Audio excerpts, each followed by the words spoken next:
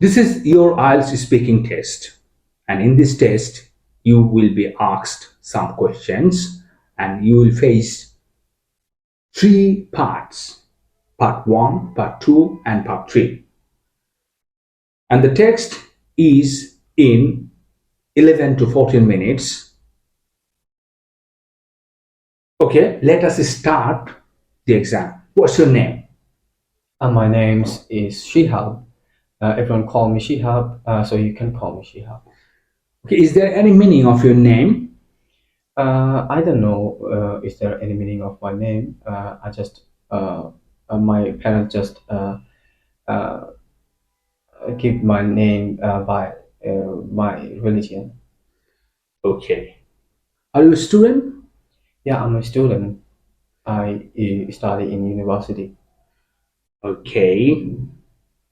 Let us discuss about our familiar topic is about telephoning. How often do you make telephone calls and why?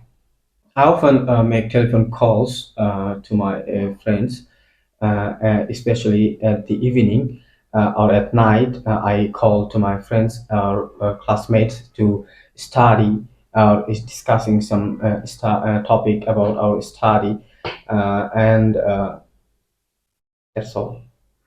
Okay. Who do you spend most time talking to on the telephone and why? I spend most of my time on telephone talk with my friends uh, to discuss about our study because we have to do lots of activities, difficult activities in daily life, and I have a small business and I have to make calls to my staff to know about the update of my business, and as well as I have to make calls to my buyers and sellers to know or discuss about our payment issues. Okay. Why do you think you will next make a telephone call and why you think like that? Right now, I'm giving my IELTS exam. So I will do my next call after finishing this exam to my father because he was very worried about me and very depressed about my exam. So I have to tell him that my exam was well and to remove his tension. Okay. Do you sometimes prefer to send a text message instead of telephoning? Why or why not?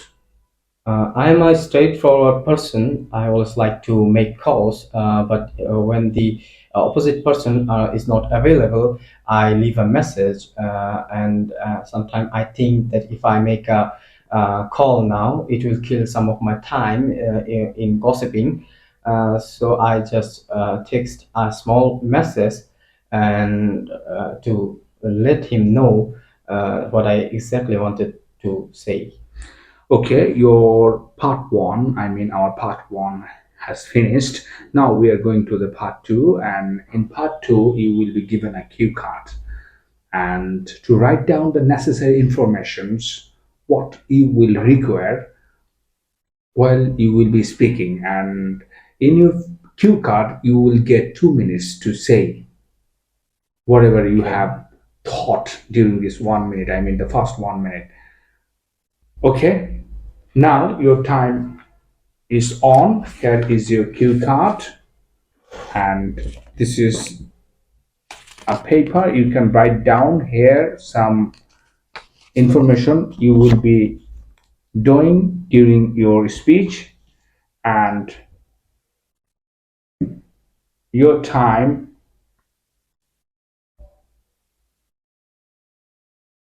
starts now. Okay.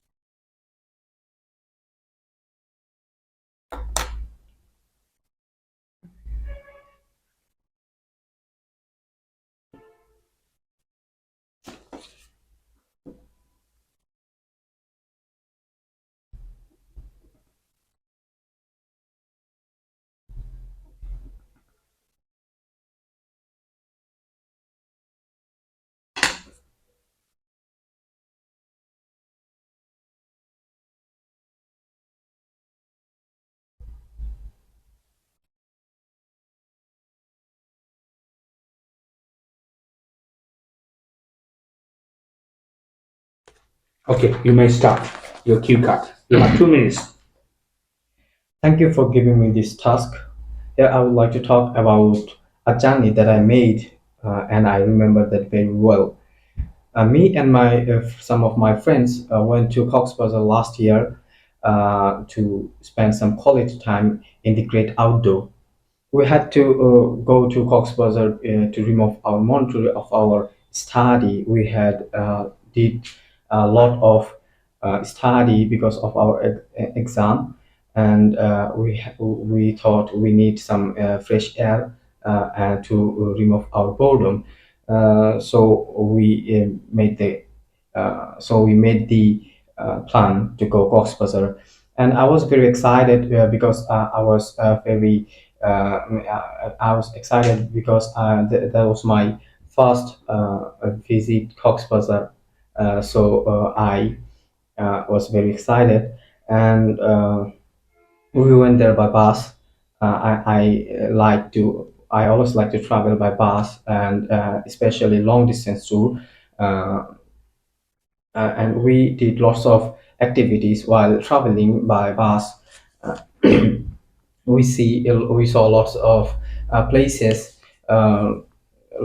different places, different people while traveling. We stayed in Kumilla for 20 minutes to have some snacks and clean up ourselves. And again, we start our journey to Cox's Bazar. While traveling, we sing a lot of song to increase our enjoyment of our journey. And some of other passengers also joined us to enjoy Okay, the your night. time is up. Your part two is completed. Okay, now are you feeling relaxed? Yeah, Okay, now we are going to the part three, and in this part we will discuss some topic related to your part two and part one. Okay, now we are going to discuss about the reasons for daily travel. Why do people need to travel every day? You think? people need to travel every day because of different reasons. Some people have to travel for their study, some for their work, uh, professional work, but some people have to travel for their business. They have to cover most of the area, and they have to go to remote area or city area for their business purposes. And also some people have to travel for religious purpose because they have to spread their religion uh, to everywhere. Okay, what problems can people have when they are on their daily journey? For examples, to work or school. Why is this? You think? People face many different problems in daily to go to one place to another. In our country, the scenery is different from other countries.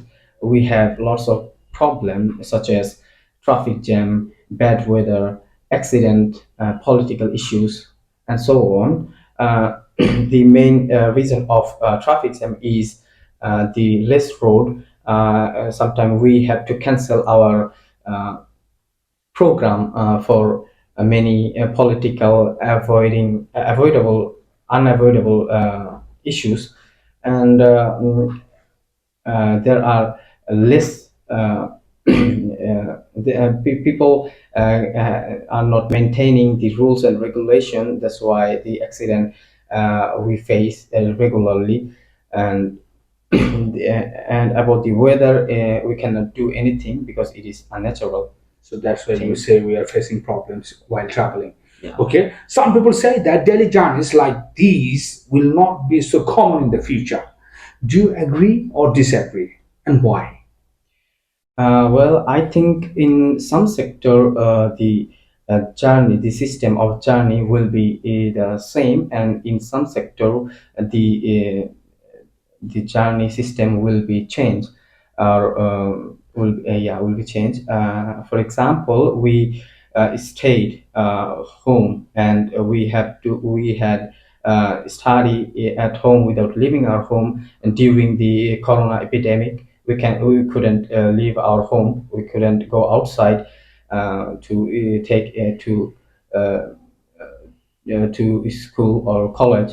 Uh, so if this kind of epidemic will appear in the future, we cannot go outside. We will be take lesson in at staying home. And but for business purpose, we have to travel. We must travel everywhere because we can transfer money easily through online, but we cannot deliver product one place to another without traveling. So we must travel to deliver the product to the fixed destination. Okay, let us discuss about the benefits of international traveling because nowadays it is very booming. The tourism industries and the travel people are becoming accustomed to travel many places outside their countries. So, in this sector, I will ask you some questions about these sectors. I mean, about this side. The first question is that what do you think people can learn from traveling to other countries, and why do you think like that? I think learning new things is the best way by traveling other countries.